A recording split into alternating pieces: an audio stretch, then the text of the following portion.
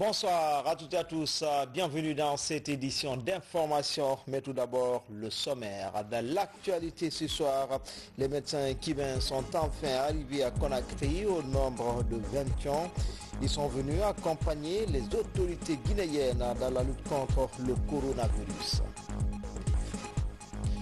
Après Dakar, c'est au tour du centre Covid-19 de Nongo de bénéficier d'un fourrage à haut débit. C'est une initiative présidentielle dans la lutte contre cette pandémie en Guinée. Enfin, des équipements et enveloppes financières pour les clubs de Ligue 1, 2 structures membres de la FEGIFOOT, une manière de soulager les acteurs de football guinéen en cette période de crise sanitaire. Voilà pour le sommaire. Encore une fois, bonsoir à toutes et à tous. Bienvenue dans cette édition d'information. Le Conseil des ministres s'est tenu hier sous la houlette, sous la haute autorité du chef de l'État en visioconférence. La rencontre a porté essentiellement sur la lutte enclenchée contre le coronavirus. Professeur Alpha Condé s'est félicité des résultats obtenus dans cette lutte. Le compte-rendu du porte-parole du gouvernement est commenté par Valérie Talimane Al-Gassimouba Mahamoud Bari. C'est par vidéoconférence que le Conseil ordinaire des ministres s'est tenu ce jeudi. Il a porté principalement sur le coronavirus. Pendant cette rencontre, le président de la République a invité les ministres en charge des secteurs financiers à diligenter le règlement des subventions et autres contributions de l'État comme prévu dans le plan de riposte économique et social à la pandémie. Plusieurs autres questions d'ordre national et international ont été évoquées. Le chef de l'État a apprécié les résultats déjà obtenus dans la lutte contre le coronavirus avant de se féliciter du faible taux de mortalité qui atteint à peine 0,6%, soit l'un des plus bas de la sous-région, avec un taux de guérison de 58% à la date de 4 juin 2020. Le président de la République a invité les ministres en charge des finances et du budget à soumettre dans les meilleurs délais un rapport ressortant l'impact précis de la pandémie du Covid-19 sur les finances publiques et en particulier l'effet éventuel du ralentissement économique en découlant sur les recettes de l'État. Le chef de l'État a instruit le gouvernement de renforcer les capacités des services concernés à élaborer et diffuser régulièrement les statistiques fiables actualisées sur notre pays de manière à mieux mettre en évidence les progrès significatifs réalisés dans les différents secteurs de l'économie nationale. Lors de cette séance, le chef de l'État a aussi donné des informations relatives au renforcement des capacités de l'Agence nationale de sécurité sanitaire, des directives devant améliorer la prévention, mais aussi la prise en charge des malades, ceci pour freiner la propagation du virus dans notre pays. L'augmentation significative des capacités de dépistage avec la possibilité désormais d'effectuer près de 1200 tests par jour, la commande d'importantes quantités de kits de tests rapides, fiables, de masques, tenues, bottes et derrières pour le personnel soignant, le chef de l'État a donné au ministère de la Santé des directives destinées à améliorer la prévention et la qualité de la prise en charge de la pandémie, au nombre desquelles figure l'intensification et à terme la systématisation des tests de dépistage, le renforcement des barrages filtrants en vue d'éviter la propagation du virus à l'intérieur du pays, la démultiplication des centres de dépistage, l'amélioration du suivi des contacts, la prise en charge des autres maladies endémiques ou chroniques différentes de la maladie du Covid-19, etc. Au titre des questions diverses, le président de la République a adressé ses condoléances aux membres du gouvernement suite au décès du ministre secrétaire général du gouvernement pour sa loyauté affichée tout au long de son parcours politique et administratif. Avant de lever la séance, le chef de l'État a donné de larges informations sur la situation nationale et internationale. Vous suivrez l'intégralité de ce compte-rendu du Conseil des ministres juste après cette édition d'information. Comme annoncé dans les titres, les médecins cubains sont enfin arrivés à Conakry au nombre de 21. Ces épidémiologistes sont venus prêter main forte au gouvernement guinéen dans la lutte contre le coronavirus. Une volonté du chef de l'État résolu à bouter ce virus hors de la Guinée. Sanassi Keita. Annoncés depuis quelques jours en Guinée, les médecins cubains sont enfin arrivés à Conakry ce vendredi 5 juin 2020 avec 20 000 doses de molécules pour le traitement de la Covid-19. Ils sont au total 21 épidémiologistes qui auront la lourde charge de prêter main forte au gouvernement guinéen dans la lutte contre le nouveau coronavirus. La brigade médicale que nous avons reçue aujourd'hui, c'est une brigade qui vient à la Guinée pour accompagner les efforts du gouvernement et de la population guinéenne en la lutte contre la pandémie du coronavirus. La brigade est prête pour partager ses expériences, ses expertises dans la lutte contre le coronavirus à Cuba. La brigade va partager ses expériences avec nos collègues guinéens.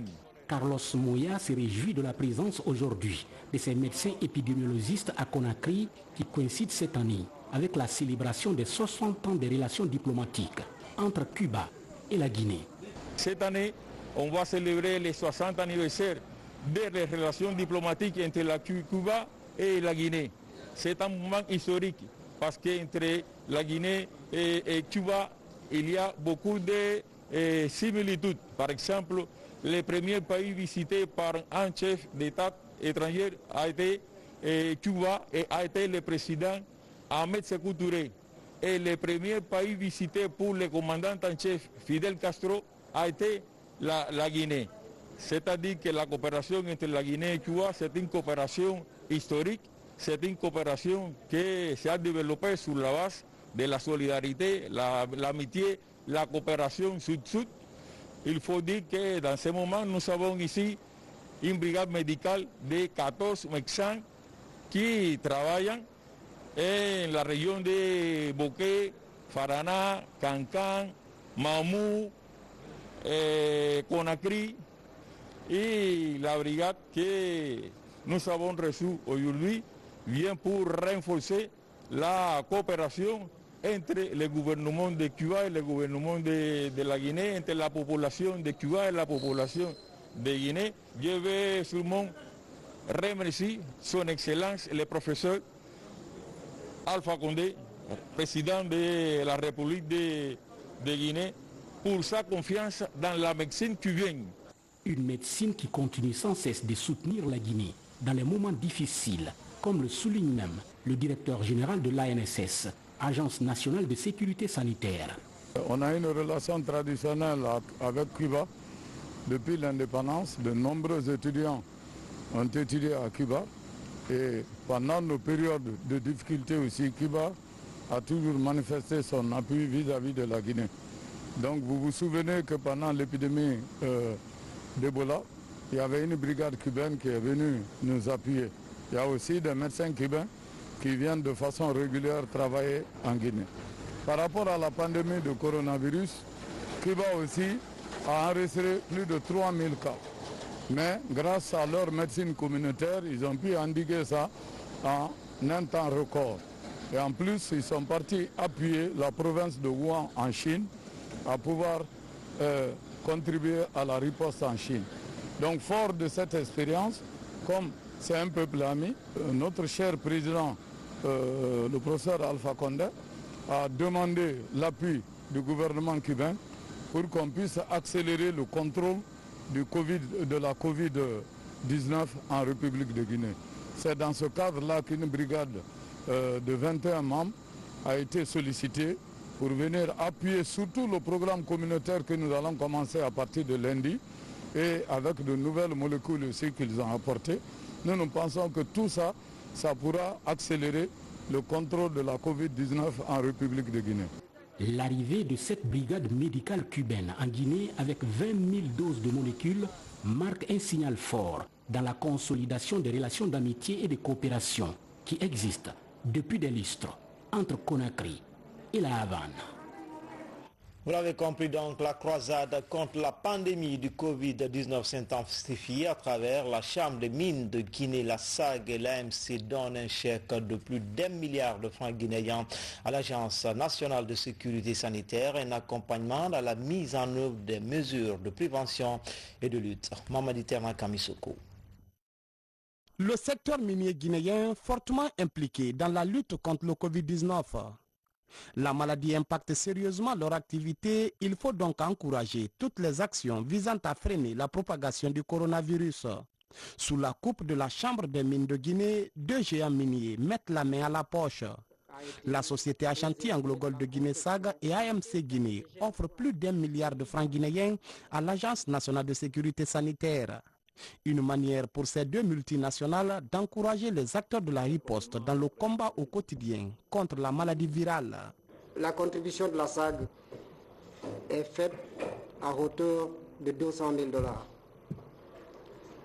dont une bonne partie a été réservée à la confection de masques pour les communautés qui nous abritent. Ce montant de 200 000 $ vient s'ajouter à ce que nous faisons déjà au quotidien. Pour cette contribution par le biais de la Chambre des mines, j'ai l'honneur, au nom de ma direction, de vous remettre un chèque de 1 milliard de francs guinéens comme participation de notre entreprise à l'effort de lutte contre la Covid-19. Et aujourd'hui encore, à travers la Chambre des mines qui est son partenaire, c'est avec plaisir que AMC octroie un don supplémentaire d'une valeur de 10 000 $ qui est reparti en 2 parties, c'est-à-dire une première partie d'un montant de 7 500 $, soit environ 75 millions de francs guinéens, qui doivent être distribués en kit sanitaire directement dans notre zone d'impact de projet, et ensuite un chèque de 20 millions de francs guinéens à remettre directement à l'ANSS en espèces dans le cadre de la contribution à l'effort national de lutte contre la pandémie de Covid-19. De nombreux kits sanitaires et des masques sont distribués aux populations de Sigiri, Boké et Gawal. Mieux, des comités de veille sont également formés. Des initiatives soutenues par la Chambre des mines de Guinée. Nous ne pouvons pas être à mi-chemin dans cette lutte. Nous avons commencé avec vous, nous allons continuer avec vous.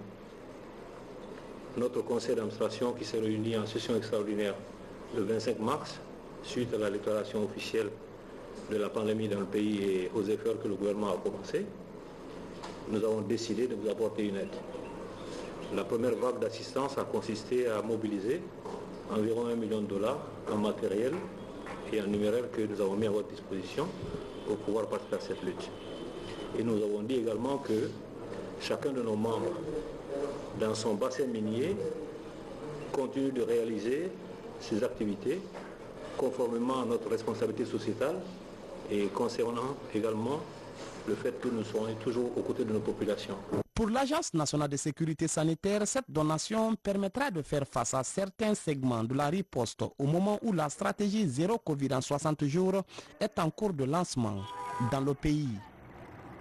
Dans l'actualité également, des points d'eau dans les centres de traitement du Covid-19, c'est une initiative présidentielle dans le plan de riposte contre cette pandémie. Après donc, c'est au tour du centre de Nongo de bénéficier d'un forage. Il est réalisé par le SNAP. Explication, Amadou Touré. Poursuite de l'initiative présidentielle d'eau potable pour les centres de traitement du Covid-19. Après Donka, le principal centre de prise en charge des malades du coronavirus, le CTE de Nongo, reçoit son forage. Il est réalisé par le SNAP, Service national d'aménagement des points d'eau. Ici, on a plus de 10 mètres cubes qui va compléter les besoins d'eau qui sont là. Et l'eau a été obtenue au niveau du socle et on a effectué le soufflage et ensuite procédé à l'analyse de l'eau. On s'inquiétait tout à fait au départ parce que vous savez, cette zone, c'est une zone à problème. Et plus on s'approche de la mer, toujours plus l'eau risque d'être attaquée par la mer. Heureusement, pour nous, nous sommes à 248 microsiemens par litre, contrairement à la valeur recommandée par l'OMS qui est de 1400 microsiemens par litre, ce qui est déjà par centimètre carré, ce qui est déjà très intéressant.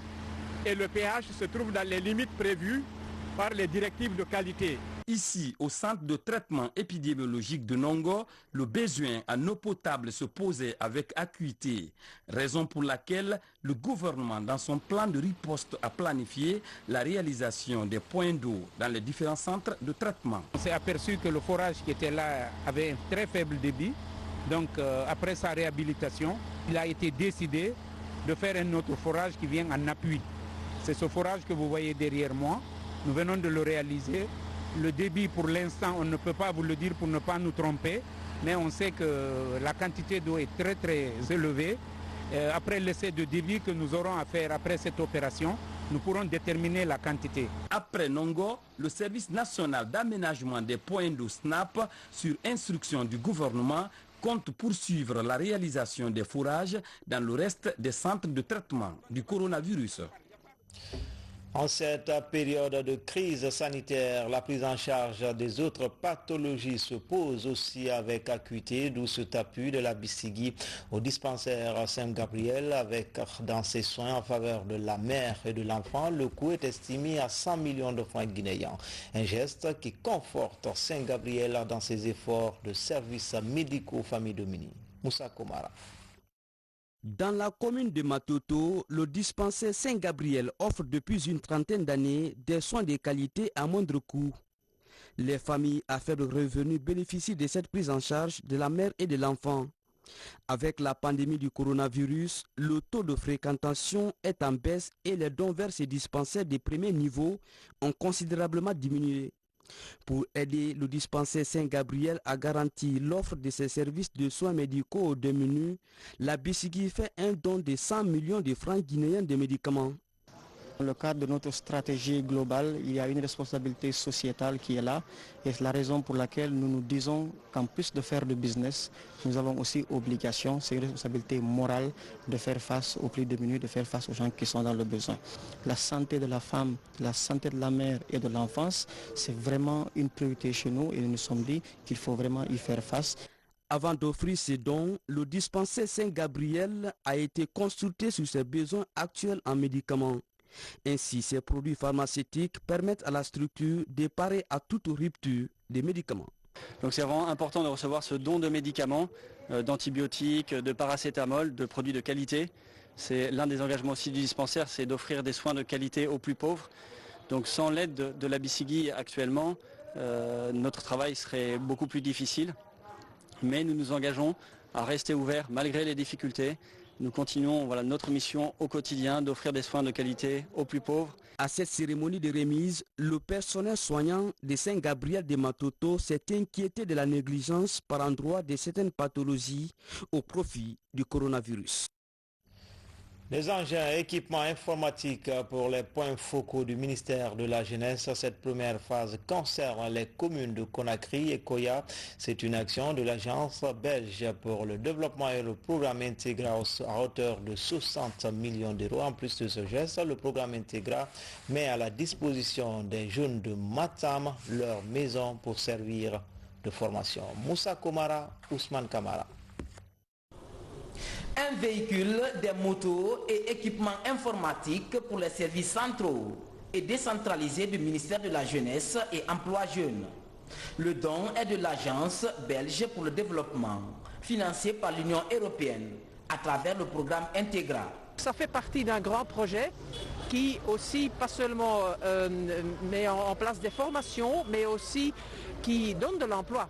Il y a beaucoup de jeunes aussi, plutôt à l'intérieur du pays, des chantiers où on les met en œuvre par le IMO. Ça, c'est de la haute intensité de main-d'œuvre. La remise officielle de la maison des jeunes de Matam entièrement rénovée et équipée, et bien sûr, et des équipements aux différents services de mon département s'inscrit dans le cadre de la matérialisation de l'accord de collaboration entre le gouvernement guinéen et l'Union européenne à travers le programme Intégra. Les points focaux des 5 communes de Conakry et la commune urbaine de Koya sont les bénéficiaires de ces engins roulants et outils informatiques. Notre cible sont surtout des jeunes qui sont déscolarisés, faiblement scolarisés ou qui n'ont pas été à l'école pour qu'eux aussi on puisse les insérer. Parce que notre cible c'est les 15-35 ans. Et dans les 15-35 ans, vous n'avez pas que des diplômés sans emploi. Vous avez aussi des jeunes qui n'ont pas eu la chance d'aller à l'école. Donc là c'est vraiment pour eux qu'est aussi en partie destiné ce projet. Mais il y a un autre volet qui concerne l'entrepreneuriat, ça c'est avec le PNUD. Il y a un autre volet aussi qui concerne vraiment, comme on dit, l'accompagnement, c'est avec le CCI. Donc chacun des partenaires a un volet du programme. Autre facette de la cérémonie, l'inauguration de la maison des jeunes de Matam. L'édifice servira désormais à l'insertion socio-professionnelle des jeunes à travers des formations et conférences afin de freiner la migration irrégulière. Ce programme va former plus de 6 000 jeunes à travers le pays dans les différents métiers. C'était un reportage signé Moussa Bangoura. À Mamon, plus précisément à Kenyeko, il vous souviendra de cette tornade qui s'est abattue dans la sous-préfecture avec des conséquences majeures sur les champs et habitations. Face à l'urgence, le chef de l'État et d'autres bonnes volontés viennent au secours de la cité dévastée. C'est le cas d'Elhadj Salou Sele qui a offert 10 tonnes de riz aux victimes. RTG Mamon, Mamadou Paté-Baldé. Les populations de Kenyeko, victimes de la récente tornade, commencent à essuyer les larmes. Quelques semaines après le drame survenu dans cette localité et qui a causé d'énormes dégâts matériels dans 102 infrastructures publiques et privées, les bonnes volontés continuent d'appuyer en apportant leur assistance aux sinistrés. Après un important don de vivres offert par le chef de l'État, le professeur Alpha Condé, c'est au tour de Elhadj Salou Sele, ressortissant de Kenyeko, d'accompagner ce geste du président de la République en offrant aux populations victimes 10 tonnes de riz. Tout Kenyeko est vraiment satisfait de leur acte. Ensuite, nous demandons à tous les citoyens de Kenyeko de cultiver la paix. La paix, rien ne peut se gagner en dehors de la paix. Depuis le 17 avril dernier, jour du passage de la tornade qui a lourdement touché la ville de Kenyeko et ses environs, les ressortissants de cette localité n'ont jamais cessé de soutenir les populations sinistrées. En plus des dons de vivres déjà distribués aux sinistrés, ils ont aussi fourni du matériel de construction pour permettre aux habitants de démarrer les travaux de reconstruction des édifices détruits. Merci au président de la République. Merci à nos ressortissants. Nous leur remercions et nous demandons à tous ceux qui veulent œuvrer pour la bonne marche de Kenyeko qu'ils nous facilitent la tâche. Grâce à eux, nous avons eu suffisamment d'huile, suffisamment de riz, suffisamment d'argent pour réparer les bâtiments. Avec ces différents dons, les populations sinistrées de Kenyeko, Arunaya et de Eriko commencent à se frotter les mains. Des cas d'inondation sont signalés dans certaines parties de la capitale. En ce début de grande pluie, à Kipé, une partie du quartier a été inondée. Une action causée par le comportement de certains citoyens qui barrent le canal d'évacuation des eaux pluviales. Le ministre d'État à l'assainissement annonce des mesures pour soulager les populations. Saint-Martin Francina Dounou. Après les premières pluies qui se sont abattues sur Conakry, les cas d'inondation sont signalés dans certains quartiers. À Kipé, le grand canal de drainage des eaux pluviales est bouché par les ordures ménagères. Ce canal quitte le grand marché moderne Prima Santan, passe par Plaza pour se joindre à la mer. Sur son passage, certains riverains mettent des murets, ce qui a obstrué et désorienté l'itinéraire habituel des eaux. Pourquoi l'eau là vient fortement ici? Parce que au niveau de la goudron là-bas, il y a un grand caniveau. Maintenant, le grand caniveau, le califour qui est là-bas, c'est très petit. Si l'eau vient, ça descend en même temps. Les gens encore mettent les ordures sur le caniveau, tu as vu, tout ça là, ça dérange. Cet acte incivique a causé l'inondation du quartier. La famille Traoré est touchée. Dans la cour, les véhicules sont endommagés. Le grand salon, les chambres du rez-de-chaussée, les annexes et le magasin sont envahis par une forte pression d'eau. et les dégâts matériels sont énormes. Il y a eu pas mal de dégâts matériels causés par le blocage de l'eau. Pas simplement l'inondation, mais le blocage de l'eau par les voisins. Ici, nous avons les cantines que nous avons sorties du magasin de stockage. Et ici, nous avons des objets d'art, des ustensiles de cuisine qui n'ont jamais été utilisés. Vous pouvez le constater, qui sont emballés. Et maintenant, nous allons les déballer, mais c'est un travail très lent et très méticuleux. Face à l'ampleur des dégâts, même les enfants gardent encore en esprit de mauvais souvenirs du drame. La petite fille, Judith Anna Kankoussouma, âgée seulement de 10 ans, déplore la mort d'un coq. Le fait est anodin, mais il a son sens. Alors, il y avait un coq dans le garage et il a été mort, noyé. Mais les coqs, on les tue tous les jours, mais la façon dont il est mort a été déplaisante pour moi. À travers Conakry, les actes d'incivisme sont dénoncés. En cette saison de grandes pluies, le ministère de l'Hydraulique et de l'Assainissement annonce un plan d'intervention sur le terrain. Pour anticiper au niveau du département, qu'est-ce que nous faisons? Nous avons systématiquement instauré le système de curage de ces caniveaux avant les grandes pluies, pendant les grandes pluies et après les grandes pluies. Tout le monde voit aujourd'hui les calabrés, les véhicules qui font le va-et-vient et qui tournent pour enlever les ordures, qui préparent les ordures à partir des points de regroupement pour les envoyer au niveau de la décharge.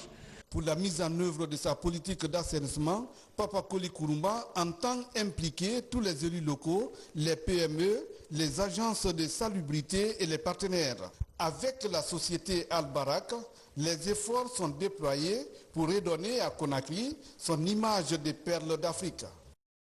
On reste toujours avec Dame Nature, mais cette fois-ci avec la célébration de la diversité biologique.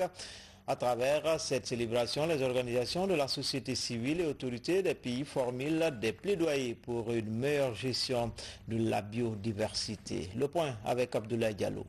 Pendant que la pollution et la pression sur la faune et la flore sont revues à la baisse du fait du confinement observé dans plusieurs pays, le monde célèbre la journée de l'environnement. Avec plus de 3000 espèces de plantes et 4000 espèces animales, la Guinée dispose d'une des plus riches biodiversités du continent, avec la plus importante population de chimpanzés de la sous-région et de nombreuses espèces endémiques presque toutes menacées de disparition du fait des agissements de l'homme. La biodiversité est souvent perçue, à tort, comme étant définitivement acquise, gratuite et éternelle, alors qu'elle est aujourd'hui fortement menacée de disparition par des activités humaines, notamment la destruction et la fragmentation des habitats naturels, les pollutions multiples, le braconnage, la surpêche, la surexploitation des terres et forêts, l'occupation anarchique du domaine public maritime. Dans le souci de jouer pleinement son rôle dans la préservation de la biodiversité mondiale, la Guinée a signé et a ratifié de nombreuses conventions internationales comme celle de la diversité biologique en 1993. La Guinée a souscrit au plan stratégique de Nagoya et aux objectifs d'Aichi sur la biodiversité pour la période décennale 2011-2020. Sauvegarder la biodiversité requiert la participation de toutes et de tous, ce qui reste conforme à la vision de son Excellence, Monsieur le Président de la République, professeur Alpha Condé. Cette année, le slogan est la biodiversité, une source de préoccupation à la fois urgente et existentielle. Enfin, cette assistance financière au football guinéen, la fédération a remis des équipements de sport, une enveloppe au club de Ligue 1, 2 et autres structures membres, une manière de soulager les professionnels de foot en cette période de crise sanitaire. Kabafodi. C'est une assistance matérielle et financière offerte par la FIFA à ses associations membres dans le cadre du plan d'urgence sanitaire contre la pandémie à coronavirus. En attendant l'arrivée du fonds qui sera disponible selon les réalités des pays, la Fédération guinéenne de football a avancé ses structures à travers un fonds d'aide au développement déjà existant, des centaines de ballons et un chèque d'un montant d'environ 1,5 milliard de francs guinéens ont été remis à la Ligue guinéenne de football professionnel, amateur et aux ligues régionales. Nous avons la charge ce matin, au nom de M. Mamadou Antonio Soare, président de la Fédération guinéenne de football, de procéder à la remise sobre, teintée de solennité, d'un chèque allant dans le sens de cette assistance financière et du lot de ballons au nombre de 1285 inscrits dans le tableau de répartition aux tutelles, je veux dire la tutelle de la Ligue guinéenne de football professionnel et à la tutelle de la Ligue guinéenne de football amateur. Le geste concerne également les associations affinitaires et d'autres groupements d'intérêt, membres de la communauté de football en Guinée. La démarche vise à soulager les bénéficiaires en cette période de crise sanitaire qui frappe de plein fouet le sport et les sportifs. Le cas précis de l'AS Kaloum, le président a ordonné à ce que cette aide-là aille vers les acteurs, comme je l'ai dit tantôt, et l'argent va être réparti entre les joueurs licenciés, le staff technique et certainement l'administration qui se trouve au niveau du stade de la mission. Vous n'êtes pas sans savoir que les arbitres, il y a certains qui sont des fonctionnaires, d'autres travaillent dans des secteurs privés, il y a certains aussi qui n'ont même pas d'activité, qui sont des étudiants, qui sont des élèves, d'autres sont des chômeurs. Donc si cet argent-là vient, c'est venu à point nommé, on ne peut que tous les arbitres de Guinée sont contents. On a distribué à 160 arbitres sur le territoire national. Quant à la répartition, je prends l'engagement ici que les ballons qui sont répartis, qui viennent de nous être donnés, arriveront vraiment aux destinataires et ils seront utilisés à bon escient. Depuis le 17 mars dernier, toutes les activités sportives sont suspendues en Guinée et le championnat définitivement arrêté. Pour le président de la Ligue guinéenne de football professionnel, cette assistance de la fédération devrait permettre aux clubs de renforcer leurs capacités et aux responsables de qualifier leur méthode de travail en attendant l'ouverture de la saison 2020-2021 qui sera particulière. Dès l'instant que le championnat est déjà arrêté, nous donnons ce montant aux différents clubs, à charge pour ces clubs de se prendre en charge pour le championnat de l'année prochaine. Parce que je l'avais annoncé, je vais profiter de votre micro pour dire que l'année prochaine, la Ligue professionnelle de football n'a pas les moyens nécessaires pour subventionner les clubs de Ligue 1 et de Ligue 2. Donc le montant qui est donné pour une assistance, il faudrait que les présidents des clubs sachent profiter de cette occasion pour gérer à bien ce montant. Pour l'instant, pas de réaction au niveau des clubs sur leur non-assistance la saison prochaine en termes de subventions par la Ligue Pro. Pour le décompte des cas du Covid-19 à la date du 5 juin, la Guinée compte 4060 cas, dont 2667 guéris et 23 décès hospitaliers. Sur les 672 cas testés du jour, seulement 69 cas ont été confirmés positifs. Donc, respectons les gestes barrières. C'était l'essentiel de l'actualité. Tout le plaisir a été pour moi de vous servir. À demain, Inch'Allah.